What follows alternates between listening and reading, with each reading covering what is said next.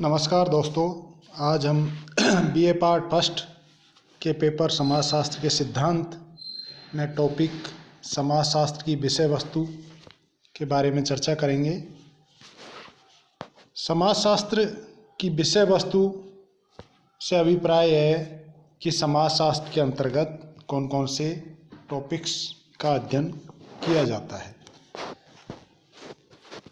कुछ विद्वान समाजशास्त्र की विषय वस्तु को लेकर अपने विस्तृत विचार भी व्यक्त करते हैं, उनकी भी हम यहाँ चर्चा करेंगे।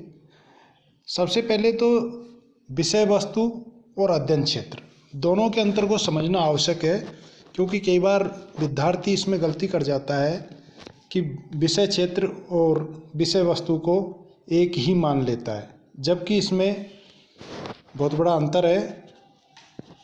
तो वास्तव में दोनों एक नहीं है, क्योंकि दोनों में काफ़ी अंतर है। विषय क्षेत्र से तात्पर्य उन संभावित सीमाओं से है जहाँ तक किसी विषय का अध्ययन अधिक से अधिक किया जा सकता है, और विषय वस्तु का तात्पर्य उन निश्चित बातों से या निश्चित विषयों से है जिनका अध्ययन एक शास्त्र के अंतर्गत किया जाता है। किसी विषय का क्षेत्र अनुमानित परिधि को और विषय वस्तु अध्ययन की वास्तविक विषय को व्यक्त करते हैं। समाजशास्त्र की विषय वस्तु के संबंध में यद्यपि विद्वानों में काफ़ी मत भिन्नता है, परंतु अधिकांश समाजशास्त्री सामाजिक प्रक्रियाओं, सामाजिक संस्थाओं, सामाजिक नियंत्रण, सामाजिक परिवर्तन, समुदाय, समिति इत्यादि को सम्मिलित करते हैं।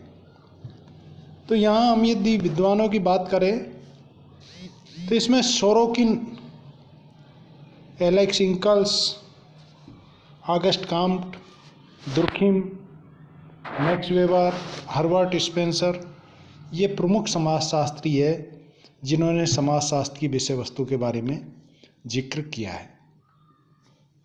सोरोकिन की बात करें तो सोरोकिन ने समाजशास्त्र की विषय वस्तु में 3 प्रकार की बातें कही है, अर्थात 3 प्रकार से विषय वस्तु को इंगित करने का प्रयास किया है।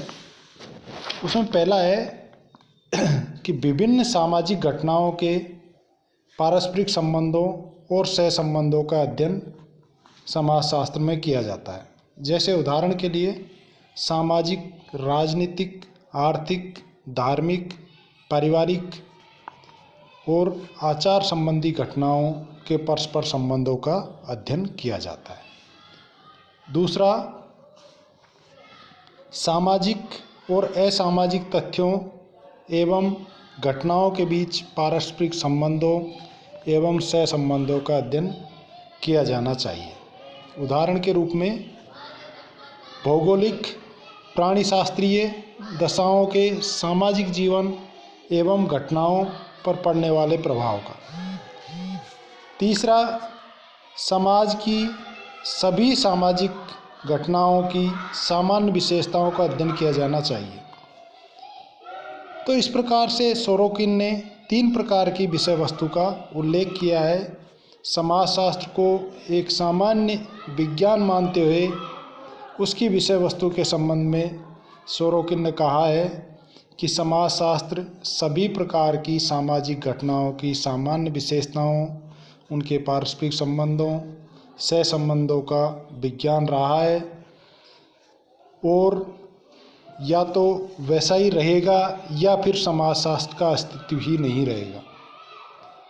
सोरोकिन के विचार को यदि हम देखें तो उनका स्पष्ट मत है कि सामाजिक घटनाओं के पारस्परिक संबंध, उनके सहसंबंधों का समाजशास्त्र के अंतर्गत अध्ययन किया जाना चाहिए।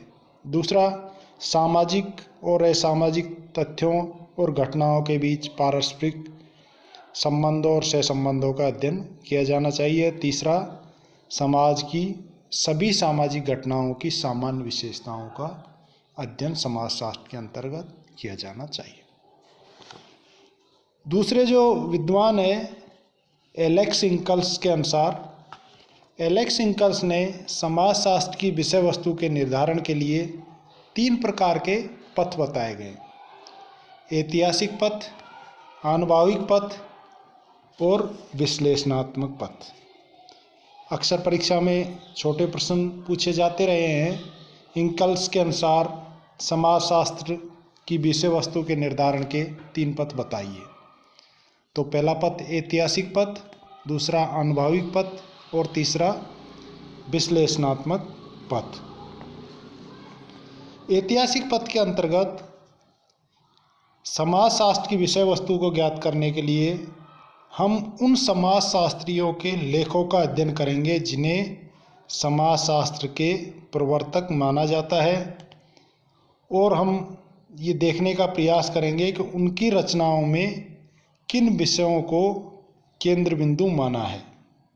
अर्थात जो समाजशास्त्री है उन्होंने अपने अध्ययन का विषय क्या रखा है समाजशास्त्र में, वो समाजशास्त्र का ऐतिहासिक पथ होगा। जैसे सोरोकिन ने अपनी एक प्रसिद्ध पुस्तक है कंटेम्प्रेरी सोशलॉजिकल थ्योरीज, इसमें लगभग 1000 उन लोगों के महत्वपूर्ण कार्यों को उल्लेख किया है जिन्होंने आधुनिक समाजशास्त्र के विकास में योग दिया है। इसी प्रकार हावर्ड बेकर और हैरी एल्मर बार्नेस ने अपनी पुस्तक Social Thought from Lore to Science के 2 ग्रंथों में लगभग 1178 पृष्ठों में समाजशास्त्रीय इतिहास का उल्लेख किया है।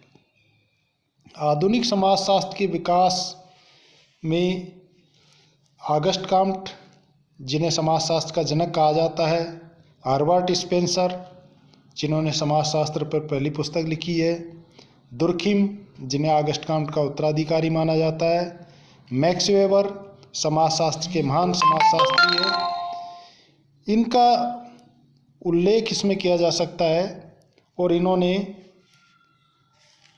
समाजशास्त्र को एक विज्ञान के रूप में स्थापित करने के लिए समाजशास्त्र की विषय वस्तु का निर्धारण भी किया है। ऑगस्ट कॉम्ट ने 1838 में समाजशास्त्र की स्थापना की और उन्होंने इसकी विषय वस्तु को भी परिभाषित करने का प्रयास किया है।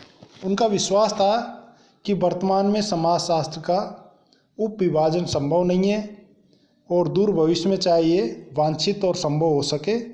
अतः ऑगस्ट कॉम्ट ने हमें समाजशास्त्र से संबंधित विषयों की कोई सूची या उपक्षेत्र नहीं दिए, लेकिन समाजशास्त्र को इस रूप में स्थापित किया है कि ये समाज का एक वैज्ञानिक ढंग से अध्ययन करने वाले विषय के रूप में स्थापित हो। और इसलिए उन्होंने सामाजिक स्थिति की और सामाजिक गति की, उनके समाजशास्त्र को इन 2 रूपों में देखा जा सकता है, सामाजिक स्थिति की और सामाजिक गति की। और इसके आधार पर समाजशास्त्र की विषय वस्तु को 2 प्रमुख भागों में बांट सकते हैं, और ये वर्गीकरण किसी न किसी रूप में अन्य समाज विज्ञानों में भी देखने को मिलता है।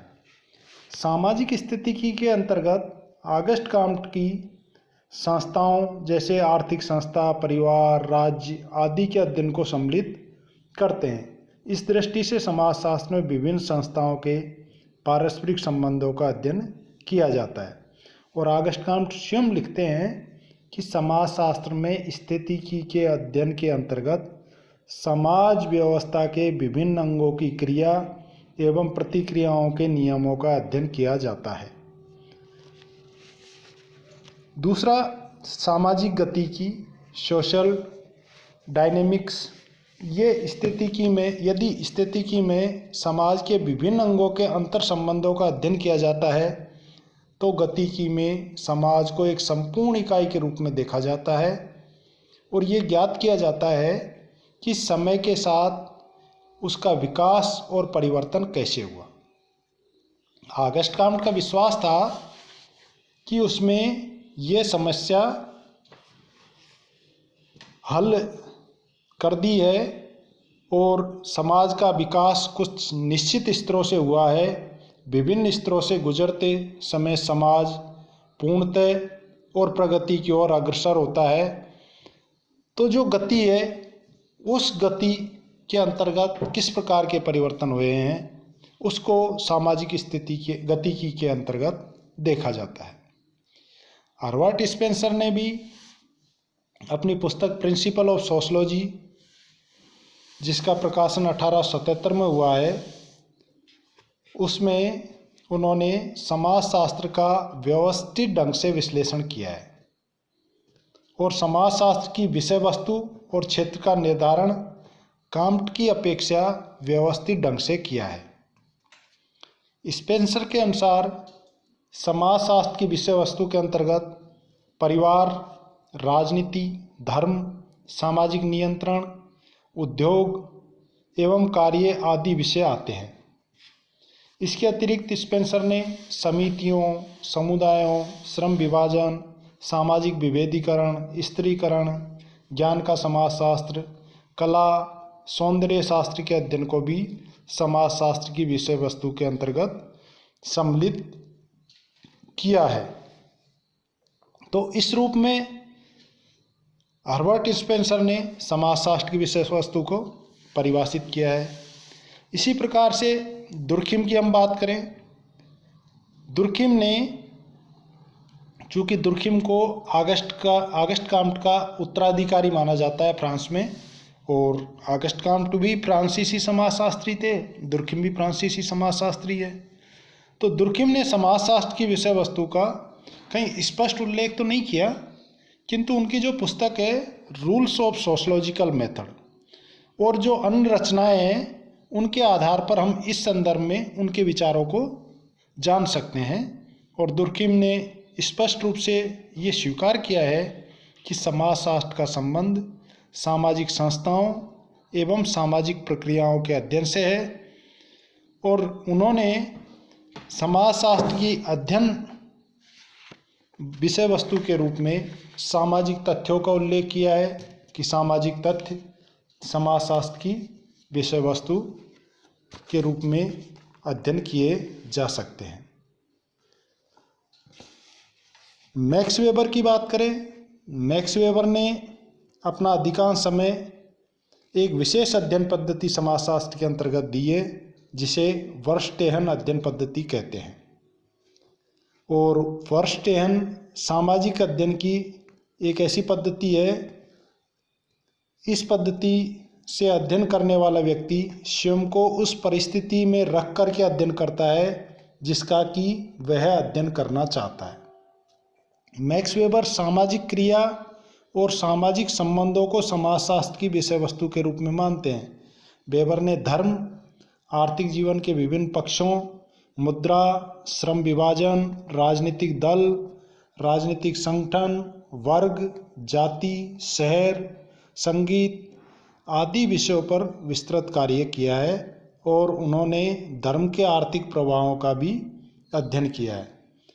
तो इस प्रकार से मैक्स वेबर ने समाजशास्त्र की परिभाषा, समाजशास्त्र की विषय वस्तु को परिभाषित करने का प्रयास किया है। तो ये जो ऐतिहासिक पथ है, इसके अंतर्गत हम समाजशास्त्र में जो समाजशास्त्री है उनके द्वारा अध्ययन की जो विषय वस्तु बताई गई है उसको रख सकते हैं। एलेक्स इंकल्स का जो दूसरा पथ है आनुभाविक पथ, इसके अंतर्गत हम ये जानने का प्रयत्न करते हैं कि आजकल के समाजशास्त्री किस प्रकार की समस्याओं का अध्ययन कर रहे हैं, उनकी अध्ययन पद्धति क्या है, वे किन विषयों से संबंधित है। और इसको जानने के लिए हमारे पास 3 स्रोत हैं। समाजशास्त्र की विभिन्न पुस्तकों में दी गई विषय सूची को ज्ञात करें, पहला सोर्स तो यह है। दूसरा, समाजशास्त्री समाजशास्त्र की किस उपशाखा से अपना संबंध जोड़ते हैं, ये ज्ञात करें। तीसरा, उनके द्वारा किया गया शोध कार्य तथा समाजशास्त्रीय बैठकों, पत्र पत्रिकाओं एवं पुस्तकों में उनके द्वारा प्रस्तुत किए गए लेख और प्रतिवेदनों को जानें। तो जो वर्तमान में चल रहा है, जिसको हम अनुभव कर रहे हैं, समाजशास्त्रियों द्वारा जो विभिन्न प्रकार की पुस्तकों की रचना की गई है उसकी सूची को ज्ञात करें। वर्तमान में समाजशास्त्री अपने आप को समाजशास्त्र की किस शाखा से संबंधित करते हैं उसको ज्ञात करें। और तीसरा, जो शोध कार्य चल रहा है उनकी विषय वस्तु क्या है, उनकी पत्र पत्रिकाएँ क्या है, किस प्रकार के उनके लेख और प्रतिवेदन है, उनको ज्ञात करें। ये दूसरा पथ होगा। तीसरा जो पथ है विश्लेषणात्मक पथ। हम ये तर्क दे सकते हैं कि न तो समाजशास्त्र की नींव डालने वालों ने और न ही वर्तमान में समाजशास्त्रियों ने जो कर रहे हैं वह समाजशास्त्र की विषय वस्तु के निर्धारण का उचित तरीका है। इसका निर्धारण तो तार्किक विश्लेषण के आधार पर किया जाना चाहिए। प्रत्येक मानवीय विज्ञान की शाखा की अपनी एक विषय वस्तु है। उदाहरण के लिए राजनीति शास्त्र की विषय वस्तु के अंतर्गत सत्ता, शक्ति, अधिकार, सरकार आदि का अध्ययन किया जाता है। समाजशास्त्र की भी कुछ मूर्त और विशिष्ट विषय वस्तु होनी चाहिए जिसका अध्ययन अन्य विज्ञानों में नहीं किया जाता हो। प्रमुख संस्थाएं, सामाजिक उत्पादन तथा सामाजिक क्रियाएं वे क्षेत्र हैं जिन पर कोई अन्य विज्ञान दावा नहीं कर सकता और इनमें से प्रत्येक विषय पर समाजशास्त्र में शोध कार्य एवं सिद्धांत निर्माण का कार्य हुआ है। इस प्रकार से समाजशास्त्र को सामाजिक विज्ञानों से बचे हुए विषयों का अध्ययन करना चाहिए। तो ये विश्लेषणात्मक जो पथ है उसके अंतर्गत ये विश्लेषण किया जाए कि ऐसे कौन से विषय हैं जिस पर किसी भी सामाजिक विज्ञान में अध्ययन नहीं हुआ है और उन विषयों को समाजशास्त्र को अपना विषय बनाना चाहिए और उस पर अध्ययन किया जाना चाहिए, ऐसा इंकल्स का मानना है। तो इस प्रकार से समाजशास्त्र की विषय वस्तु को यदि निष्कर्ष रूप में देखें और इंकल्स के तीनों पथों के आधार पर यदि देखें तो समाजशास्त्र की विषय वस्तु के रूप में समाज के अध्ययन के रूप में हो सकती है कि समाजशास्त्र को विभिन्न प्रकार के मानवीय समाजों का अध्ययन करना चाहिए। समाज अपने आप में समाजशास्त्र की विषय वस्तु हो सकता है। दूसरा, समाजशास्त्र संस्थाओं के अध्ययन के रूप में हो सकता है, अर्थात समाजशास्त्र के अंतर्गत संस्थाओं का अध्ययन किया जाना चाहिए।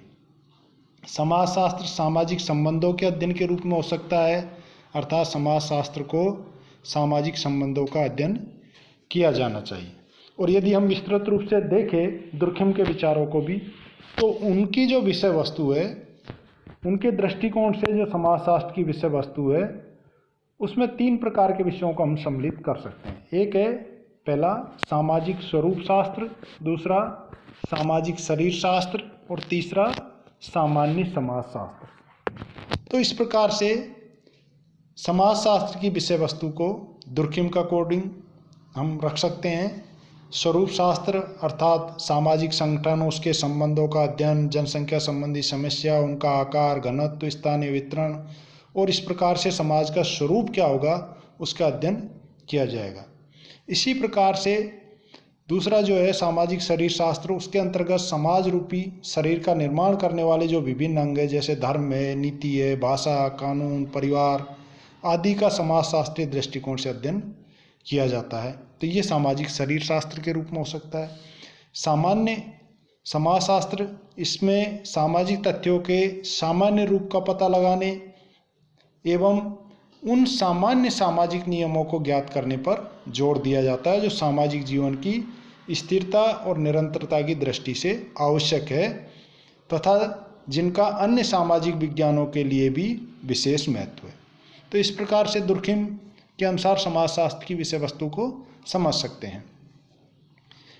डेविस ने भी इसके बारे में विचार व्यक्त किया है और उन्होंने कहा है कि समाजशास्त्र की विषय वस्तु के रूप में हम इन कुछ चीज़ों को सम्मिलित कर सकते हैं, जैसे सामाजिक संरचना है, सामाजिक कार्य है, सामाजिक अंतःक्रिया, व्यक्ति और उसका जो समाज है, सामाजिक परिवर्तन है, इन सब को हम सम्मिलित कर सकते हैं।